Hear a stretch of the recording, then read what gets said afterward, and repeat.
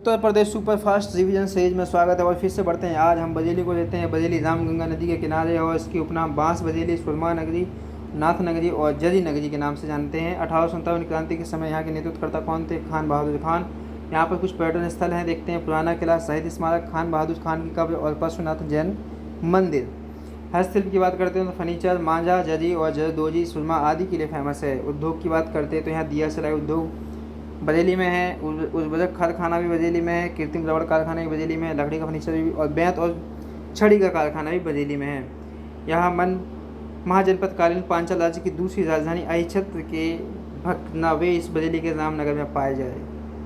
1774 में बरेली को अवध शासक ने अपने राज्य में मिला लिया था और 1801 में ब्रिटिश साम्राज्य में शामिल कर लिया गया। भारतीय पशु चिकित्सा अनुसंधान केंद्र इज्जत नगर बरेली में है। केंद्रीय पक्षी अनुसंधान केंद्र इज्जत नगर भी बरेली में। अब बदायूं जिले की बात करते हैं। बदायूं का नाम बदल के क्या कर दिया? वेदमऊ कर दिया गया है और इसका निर्माण इस समय यहाँ की जो प्रमुख पर्यटन स्थल है वो है जामा मस्जिद और इसका निर्माण करवाया था इल्तुतमिश ने।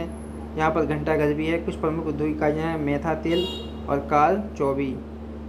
अब हम देखें तो कुछ उत्तर वैदिक काल है। महाजनपद काल है। बदायूं पांचाल नाम से जाना जाता था। पांचाल की क्षेत्र वर्तमान में बरेली, फर्रुखाबाद और बदायूं जिले तक फैला है।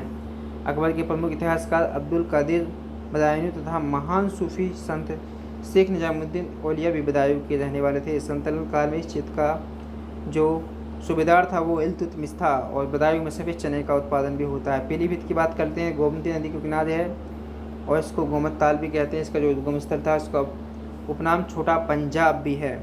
प्रमुख पर्यटन और ऐतिहासिक स्थल की बात कर लेते हैं तो गौरी शंकर का मंदिर, राजा वेणु का किला, देवल का मंदिर, ये सब है आपका किधर?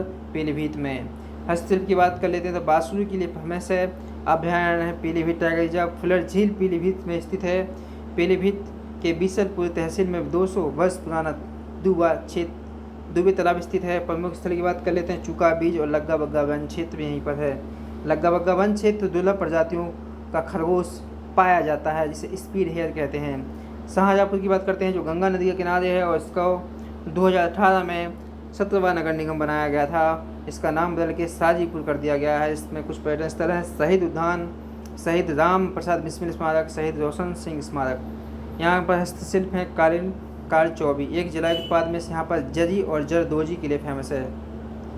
शाहजहाँपुर की स्थापना मुगल बादशाह शाहजहाँ के 2 सिपह सलार दिलीर खां बहादुर खां द्वारा की गई थी और इतिहासकारों के अनुसार वर्ष 1667 में मुगल शासक शाहजहाँ के नाम पर इस जिले का नामकरण हुआ था। शाहजहाँपुर के जिले में गंगा नदी के तट पर स्थित बांसखेड़ा सम्राट हर्ष का तम्रदान पट्ट लेख प्राप्त हुआ है। यहाँ पर कुछ फेमस लोग हैं जिनका जन्म हुआ था तो देखो, पंडित राम प्रसाद बिस्मिल की बात कर लेते हैं और इनका जन्म यहीं हुआ था परंतु इनको फांसी गोरखपुर में दी गई थी। डॉक्टर रोशन सिंह, नैनी अशफाक उल्ला खां, इनको फांसी मिली इनको बाद में, है ना। आगे देखते हैं। एक जिला के उत्पाद में बस्ती की बात करें तो एक जिला उत्पाद में इसको कास्ट के लिए फेमस है बस्ती।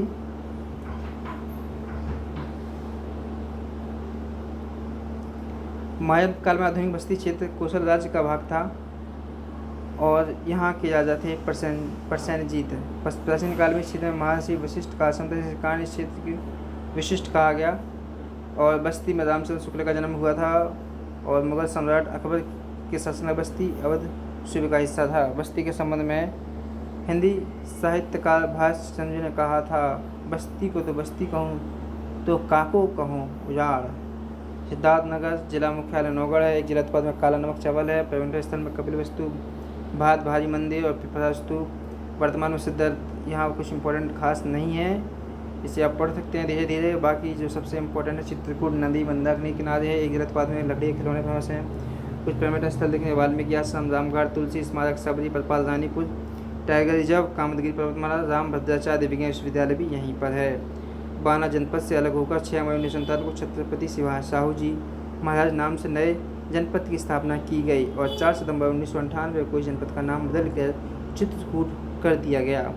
विंध्य पर्वत से घिरा तथा मंदाकिनी नदी से तट से स्थित जनपद को भारत के पर्यटन तीर्थों में एक माना जाता है। तो इसमें इतना ही और बाकी आप बढ़ते रहें, देखते रहें, फर्स्ट डिवीजन करते हैं और यूपी पुलिस में अपना नाम रोशन करें।